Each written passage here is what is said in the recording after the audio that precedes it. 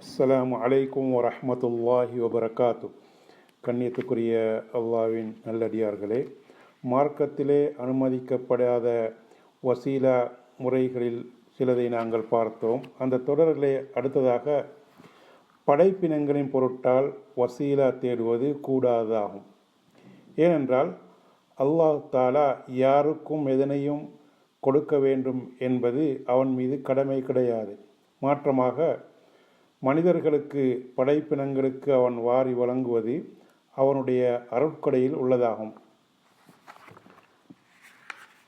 அடுத்ததாக அல்லாஹு தாலாவுக்கு கட்டுப்பட்டு நடக்கின்ற அடியானுக்கு அல்லாஹு தாலா வழங்குகின்ற கூலி அவனுடைய அருட்கொடையில் உள்ளதாகும்.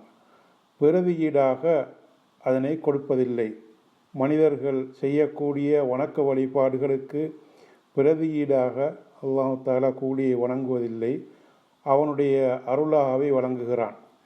அதே போன்று படைப்பினங்களின் பொருட்டால் வசீலா தேடலாம் என்பதற்கு பின்வரக்கூடிய ஹதீஸை ஆதாரமாக காட்டுகின்றார்கள். அஸ்அலுக பிஹக்கி ஸாயிலீன், கேட்போரின் பொருட்டால் உன்னிடம் கேட்கிறேன் என்று கூறுகின்றார்கள். இது ஆதாரமாக ஏற்றுக்கொள்ள முடியாத பலவீனமான ஒரு செய்தியாகும்.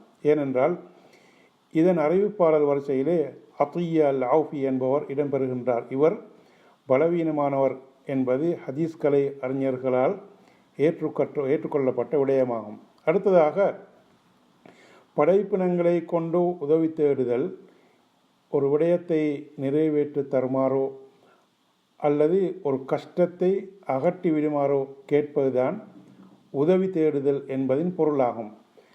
படைப்பினங்களை கொண்டு உதவி தேடுவது இரண்டு வகைப்படும். முதலாவதாக படைப்பினங்களுக்கு செய்ய முடியுமான சக்தி பெறக்கூடிய விடயங்களிலே அவர்களிடம் உதவி தேடுவது.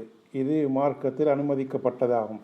அல்லாஹு தாலா 5வது அத்தியாயத்திலே 2வது வசனத்திலே கூறுகின்றான், வதஆவனு அலல் பிர்ரி வத்தக்வா, நன்மைக்கும் அல்லாஹ்வுடைய பக்திக்கும் நீங்கள் ஒருவர் உதவியாக இருங்கள் என்று அல்லாஹு தாலா கூறுகின்றான். இரண்டாவது விடயம், அல்லாஹ்வுக்கு மாத்திரம் முடியுமான காரியங்களில் உதவி செய்யுமாறு படைப்பினங்களிடம் கேட்பது.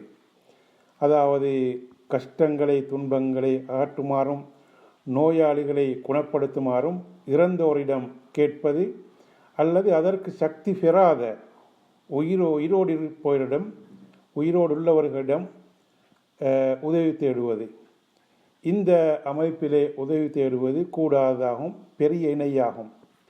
ரசூலுல்லாஹி ஸல்லல்லாஹு அலைஹி வஸல்லம் அவருடைய காலத்திலே ஒரு முனாஃபிக் மோமின்களுக்கு தொந்தரவு கொடுத்து கொண்டிருந்தான். அப்பொழுது அவர்களிலே சிலர், புறப்படுங்கள், நாம் இந்த முனாஃபிக்கிடமிருந்து பாதுகாப்பு பெற நபி அவர்களை கொண்டு உதவி தேடுவோம் என்று கூறினார்கள். இந்த செய்தி நபி அவர்களுக்கு எட்டியதும், என்னை கொண்டு உதவி தேடுவது கூடாது, மாறாக அல்லாஹ்வை கொண்டே உதவி தேட வேண்டும் என்று அவர்கள் கூறினார்கள். ஏன் நபி ஸல்லல்லாஹு அலைஹி வஸல்லம் அவர்கள் இவ்வாறு கூறினார்கள்? ஏகத்துவத்தை பாதுகாக்க வேண்டும், சிறுக்குடைய வாயில்களை மூடிவிட வேண்டும், தனது உம்மத்தை சிறுக்கான சொல்களிலிருந்து எச்சரிக்கை செய்ய வேண்டும் என்பதற்காக சஹாபாக்களுக்கு உதவி செய்ய சக்தி இருந்தும் கூட நபி ஸல்லல்லாஹு அலைஹி வஸல்லம் அவர்கள் தனது விடயத்திலே இப்படியான பிரயோகங்களை பயன்படுத்துவதை வெறுத்திருக்கின்றார்கள். உயிரோடு இருக்கும் பொழுது தான் செய்வதற்கு சக்தி பெற்ற விடயங்களிலேயே இந்நிலை என்றால், மரணித்த பின், இந்த உலகத்தை விட்டு பிரிந்த பின் அவர்களுக்கு முடியாத காரியங்களில் அவர்களிடம் உதவி தேடுவது எந்த வகையில் கூடும் என்பதை நாம் சிந்திக்க கடமைப்பட்டிருக்கின்றோம்.